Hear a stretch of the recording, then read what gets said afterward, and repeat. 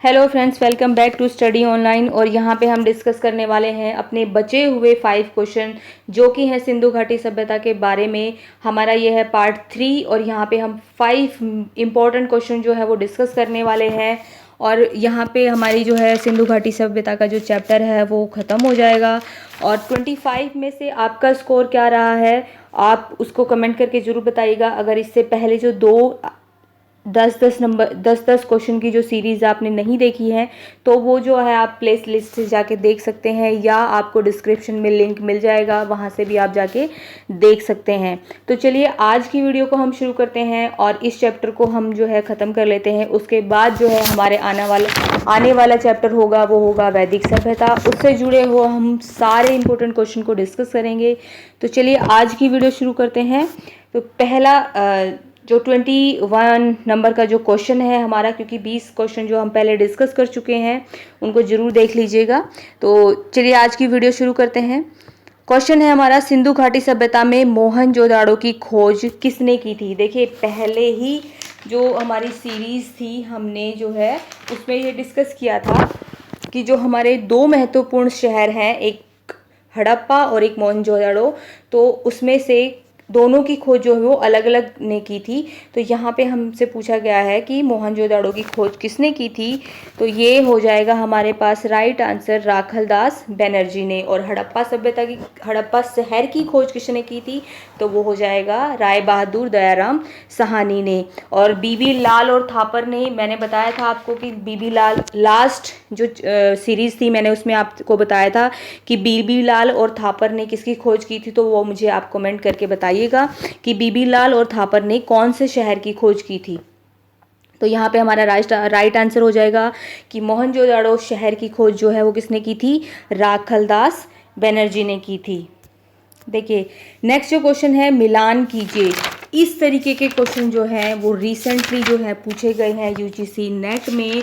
और आप जो है बिल्कुल क्वेश्चन, अगर आपने क्वेश्चन पेपर देखा होगा या आपने एसएससी का क्वेश्चन पेपर भी देखा होगा, तो इस तरीके के क्वेश्चन जो है बहुत पूछे जाते हैं और इसमें बहुत कन्फ्यूज़न होता है, क्योंकि एक तो ऑप्शन ही इस तरीके से बना दिए जाते हैं और उसमें ऑप्शन में ही आपको इतने सारे पॉइंट्स दे दिए जाते हैं कि आप बहुत ज़्यादा कन्फ्यूज़ हो जाते हैं। आते आते हुए भी आप जो है उसमें कन्फ्यूज़ हो जाते हैं।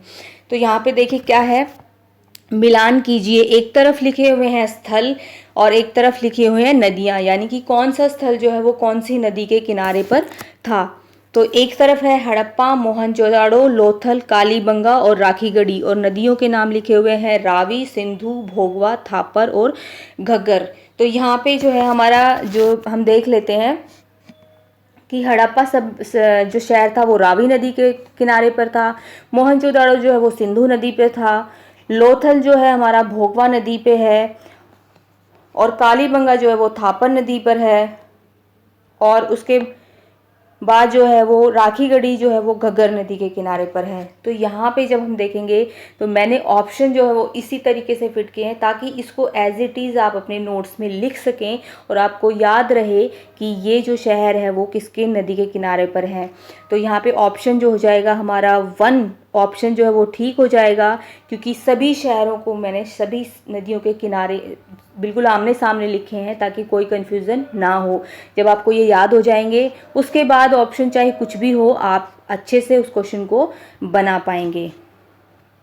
नेक्स्ट क्वेश्चन है, सिंधु घाटी सभ्यता में विशाल अन्नागार कहाँ से प्राप्त हुआ है। देखिए ये आपने पढ़ा होगा और ये आपको हर प्रैक्टिस सेट में मिल जाएगा। सिंधु घाटी सभ्यता का जितने भी आपके क्वेश्चन होंगे उनमें से ये क्वेश्चन आपको ज़रूर मिल जाएगा कि सिंधु घाटी सभ्यता में विशाल अन्नागार कहाँ से प्राप्त हुआ है। तो ये प्राप्त हुआ है हड़प्पा से। ठीक है, तो यहाँ पे हम डिस्कस करने वाले हैं कि हड़प्पा शहर से हमें और क्या क्या चीज़ें जो है वो मिली हैं। तो मैंने आपको बताया था कि एक ही क्वेश्चन से हम बहुत सारे क्वेश्चंस कवर करने वाले हैं, तो इसलिए आप क्लास नोट्स भी मेरे साथ साथ बनाते चलिए ताकि आपको याद रहे। तो एक तरफ लिख लीजिए हड़प्पा, वहाँ से होने वाली प्रमुख खोजें कौन कौन सी हैं। सबसे पहले हम ये लिखेंगे हड़प्पा सभ्यता की खोज किसने की थी, दयाराम साहनी ने की थी 1921 में। ठीक है, उसके बाद हम लिखेंगे कि इसमें विशाल अन्नागार मिला है, कांसे के दर्पण मिले हैं, कब्रिस्तान मिला है, श्रमिकों के लिए आवास मिले हैं और लकड़ी के ताबूत मिले हैं। ये सारी जो जगह है वो कहाँ से मिली है? हड़प्पा शहर से। यहाँ पे ऑप्शन है लोथल। लोथल के बारे में हम पहले वीडियोज में डिस्कस कर चुके हैं। तो लोथल जो है एकमात्र जो है बंदरगाह था कौन सा? सिंधु घाटी सभ्यता का। कालीबंगा से हमें जो है वो चूड़ियाँ मिली हैं और जुते हुए खेत के साक्ष्य मिले हैं। तो इस तरीके से हम याद कर सकते हैं। कालीबंगा से अग्निकुंड भी मिला है। राखी गढ़ी जहाँ पे ऑप्शन की बात आ रही है, राखी गढ़ी जो है वो हरियाणा में है, जो कि सिंधु घाटी सभ्यता का भारतीय क्षेत्र में सबसे बड़ा क्षेत्र माना जाता है, राखी गढ़ी।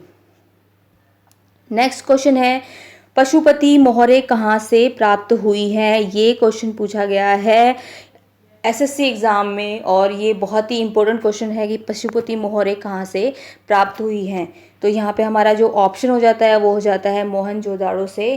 कहाँ से? मोहनजोदाड़ो से, जिसको कि मृतकों का टीला भी कहा जाता है। ये क्वेश्चन भी वो रिपीटेडली पूछा जाता है। आप सबको पता होगा कि मोहनजोदाड़ो को जो है और किसी अन्य नाम से क्या जाना जाता है, तो इसको क्या बोला जाता है? इसको बोला जाता है मृतकों का टीला। और इसकी जो ये जो है सिंधु नदी के किनारे पर है। इसकी जो खोज थी वो राखलदास बनर्जी ने की थी, 1922 में की थी। अब यहाँ से हम डिस्कस ये करने वाले हैं कि यहाँ से प्रमुख खोजें कौन कौन सी हैं। कहाँ से? मोहनजोदाड़ो से। तो देखिए यहाँ पे स्नानागार मिला है, कांसे की मूर्तियाँ मिली है, पुरोहितों की मूर्तियाँ मिली है, एक महाविद्यालय भी यहाँ से प्राप्त हुआ है, एक श्रृंगी पशु की मुद्राएं मिली हैं, सबसे चौड़ी सड़कें 10-10 मीटर की जो सड़कें पाई गई हैं वो भी कहाँ से मिली है? मोहनजोदाड़ो से। ठीक है। लास्ट क्वेश्चन हमारा, सिंधु घाटी सभ्यता के पतन का कारण क्या माना जाता है? देखिए ये जो है बहुत ही एक कॉमन क्वेश्चन है और बहुत बार पूछा भी गया है। और इसमें जो है कई बार आपको जो ऑप्शंस होते हैं वो बहुत ही क्लोज दे दिए जाते हैं, तो आपको ये समझ में नहीं आता कि ये होगा ये होगा ये होगा। कई बार जो है तो होते हैं एक से ज़्यादा ऑप्शन भी होते हैं, तो आप उसको समझिए। देखिए अलग अलग जो इतिहासकार हैं इसके अलग अलग कारण मानते हैं। कुछ लोग कहते हैं कि ये बाढ़ के कारण हो गई थी, बाढ़ आ गई थी जिसके कारण जो सिंधु घाटी सभ्यता जो है वो नष्ट हो गई। ये जो मानना है ये जॉन मार्शल और मैक का मानना है। ठीक है। नेक्स्ट जो है विदेशी आक्रमण हुए। कुछ लोगों का मानना है इतिहासकार जैसे चाइल्ड एंड व्हीलर का मानना है कि जो है विदेशी आक्रमण हुए, इस वजह से सिंधु घाटी सभ्यता जो है उसका पतन हो गया था।